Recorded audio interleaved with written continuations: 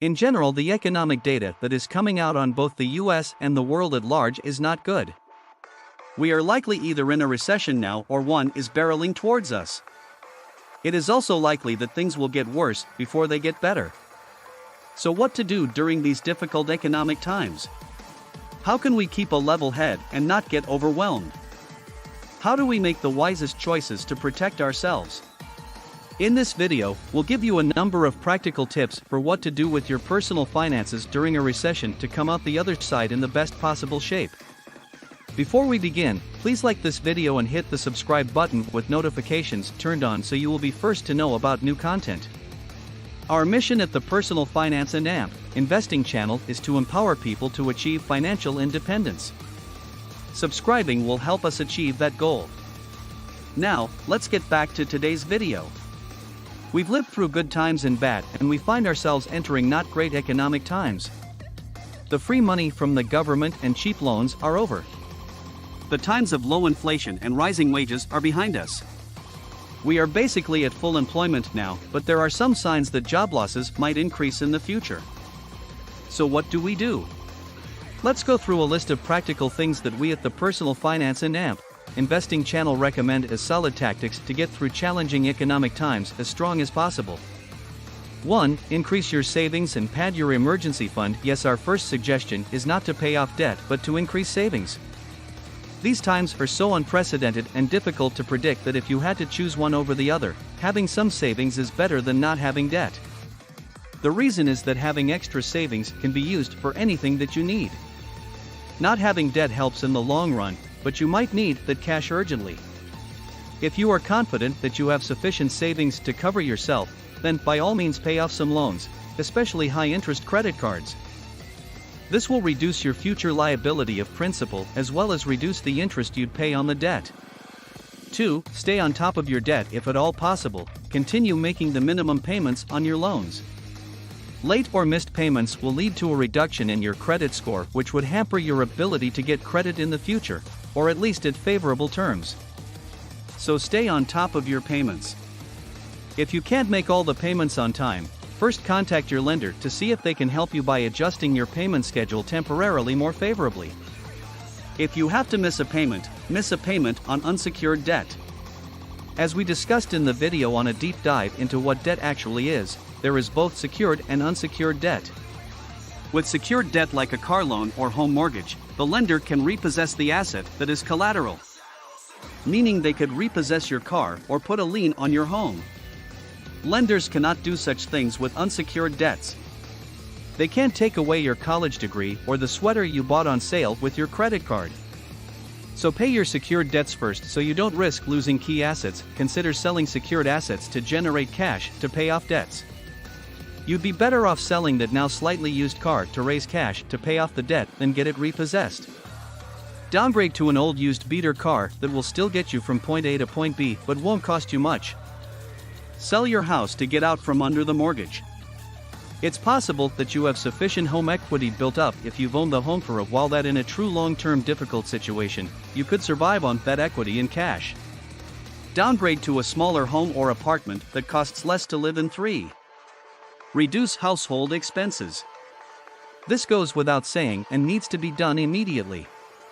Cut drastically. Likely there are lots of ways you can save money. We'll list out examples of what can be done, including several that are likely fairly harsh. Sell the house and downgrade to a smaller, less expensive home or apartment. Even if this means that you have to be more cramped, have less storage, or even move into a neighborhood that is not your dream, desperate times call for desperate measures. Sell the new car. Buy a used beater. Yes, put aside your ego. These are difficult times. You can go without something flashy. Stop eating out. Like completely cease eating out, including no coffee from Starbucks. Prepare meals at home and bring them with you. Make coffee at home rather than stopping at the coffee shop. You can save a massive amount of money by shifting all your eating to grocery rather than restaurant. Save on groceries. Buy in bulk at a warehouse club like Costco, Sam's Club, or BJ's Wholesale. Note that sometimes people end up buying more than they need and waste money, but if you know you will consume it, warehouse clubs can typically save you a lot of money. Shop at lower expensive stores like Walmart and Target rather than grocery retailers like Kroger or Albertsons. Look for coupons. Grocery chains typically sell a huge amount of their items on deal in order to draw people in. Cherry-pick your shopping to buy only the products at grocery chains that are on sale. Eliminate streaming subscriptions. In these difficult times, every dollar matters. If you have subscriptions to Netflix, Hulu, Apple TV, HBO Max, Disney+, Peacock, Spotify, etc., you know what to do. On that note, review your credit card to find other unwanted subscriptions that you have. How many things have you signed up for in the past that charges your credit card a few dollars a month or once a year that you have forgotten about? Most people have many costs like this that they have forgotten. Consider a service like Rocket Money, formerly known as Truebill, to help do this for you. Stop impulse purchases. Retailers call the candy and snacks categories of products by the front register impulse because customers only buy them as they are leaving the store and decide at the last second to buy them. Almost universally, these are not good for your pocketbook or waistline. 4. Have a budget and stick to it. This is the time to really tighten the belt. Analyze your budget to see what you can cut out. Make sure that you are sticking to your budget. If you allocated $60 for a grocery trip, only spend $60 for that trip. Use a cash-based, envelope system to hold yourself accountable to spending limits. Take out an amount of cash that you allocate to a line item and only walk into the store with that amount of money. This will truly force you to think carefully about what you buy. 5. Reduce energy costs. Set the heater to a lower temperature, or next summer set the air conditioner to a higher temperature. If you have a smart thermostat, turn it off at night when your family isn't active so the temperature doesn't have to be quite as perfect. Switch to energy-efficient light bulbs. Seal air leaks around doors and windows. Change air filters more frequently. Replace old appliances to more energy-efficient versions. Turn off lights and vampire electronics, those which draw small amounts of energy by being on and dormant even when you are not using them. None of these ideas will solve all your problems, but all of them will help in totality and are better for you anyhow. 6. Consider a job switch. The job market is still very strong with millions of open jobs and not a lot of qualified candidates for them. You might have opportunities to make a change and get more money for doing so. A Pew Research Center study saw that workers who changed jobs between April 2021 and March 2022 saw earnings jump by more than 10%. 7. Get a side hustle or earn passive income. We have covered side hustles in a separate video and will do a series on making money online. This might be the time to forego your evening TV watching in order to drive for Uber to make some extra cash. 8. Stay invested if at all possible, don't sell your assets that are in the stock market. If it is an emergency, of course you should sell. However, selling your assets at a loss just to shore up your cash position is not prudent. One saying in the finance industry is that bull markets make you money.